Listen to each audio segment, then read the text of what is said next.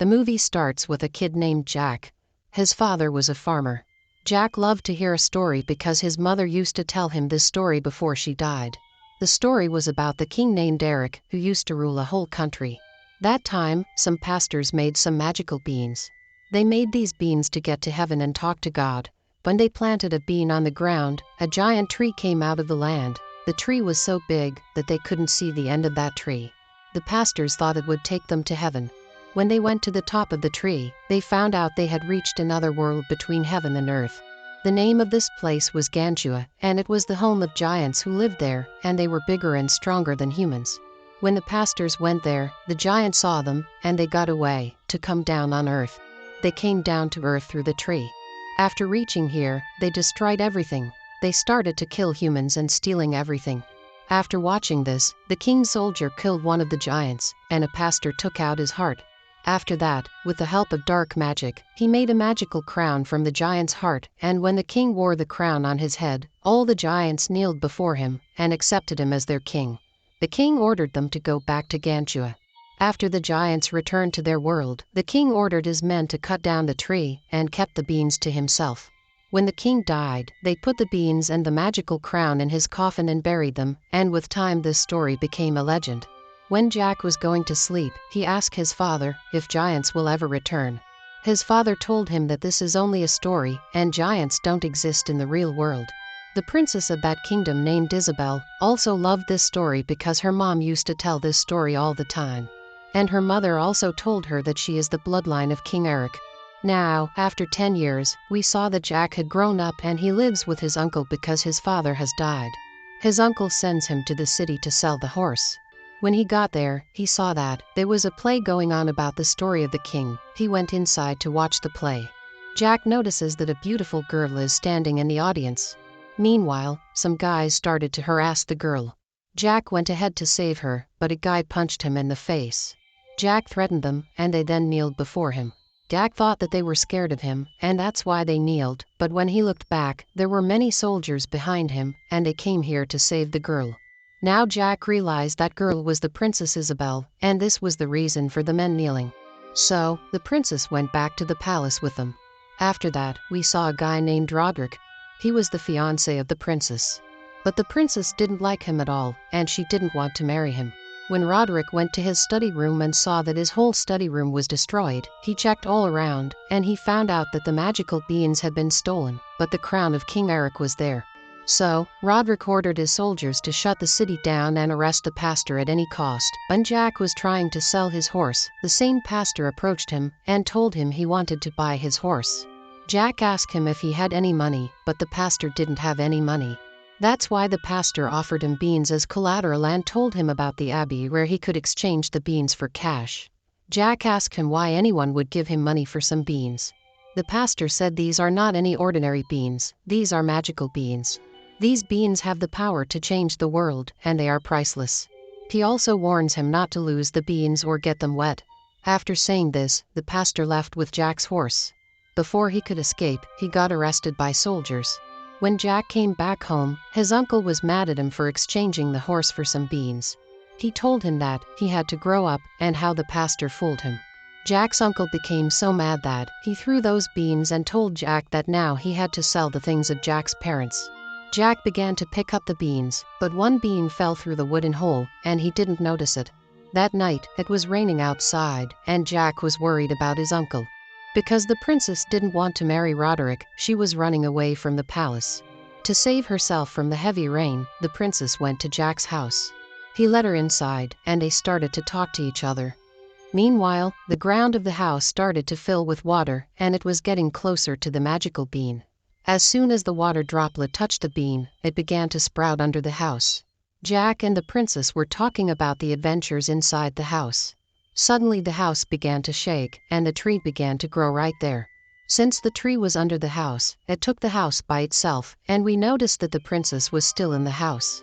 Jack tried to save her, but the house kept getting elevated higher and higher. But Jack fell down from the tree, but somehow, he survived. The next morning the king came there, and Jack told him everything. The king ordered his soldiers to go up and save his daughter. Roderick said that he would also go there to save the princess. Jack also wanted to go with them, and they took him with them. When they were climbing the tree, then Roderick cut the rope intentionally, and some soldiers fell down and died. Now we realized that he was up to something. Finally, they reached Gantu. After reaching there, Roderick told Jack that he knows that Jack has those magical beans. He ordered Jack to give him those beans. Jack didn't want to give him the beans, but Roderick threatened him. So, Jack gave him the seeds, but somehow he managed to steal a bean from the pouch. After that, they divided into 3 teams and started to look for the princess. Suddenly a giant came in front of Jack and his team, and he took 2 of Jack's team members with him. But Jack followed the giant, because he wanted to find the princess at any cost. He knew that the best way to find the princess was to follow a giant. After that, the movie shifted towards Roderick and his team members. Roderick pushed one of his team members from the cliff because he didn't like him. But then suddenly a giant came in front of them and killed Roderick's friend. The giant was about to kill Roderick as well, but Roderick pulled out the magical crown. He wore the crown on his head and went to the city where giants live. The princess was also there, along with a soldier. We noticed that all the giants kneeled before Roderick, and now he was the king of the giants. Roderick asked the general of the giants to kneel before him, as well he went to the throne. Roderick announced that I am your king from now on, and we will take over the earth. He ordered them to prepare for battle. Meanwhile, a giant took the soldier and the princess to the kitchen. He was about to cook the soldier, but then Jack came there. Before the giant could kill the soldier, Jack somehow managed to kill the giant and saved the soldier's life. After that, Jack, the princess and the soldier went outside, and they were about to go down to earth. But a giant was guarding that place.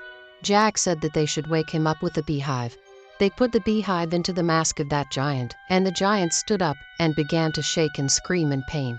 The giant lost its balance and fell over the edge. The king saw the giant and realized that the legends were true. That's why he ordered his soldiers to cut the tree. Because if those giants came to earth, then they would destroy everything, and no one would be able to stop them. Now the soldier told Jack and the princess to go down, and he would stay here to take care of Roderick, because if he gets down, he will destroy everything. Jack and the princess started to go down using the tree. The king didn't want to cut the tree because his daughter was still up there. But with a heavy heart, he ordered to cut it because he knew it was the right thing to do. On the other side, Roderick was preparing to go to earth with the army of giants.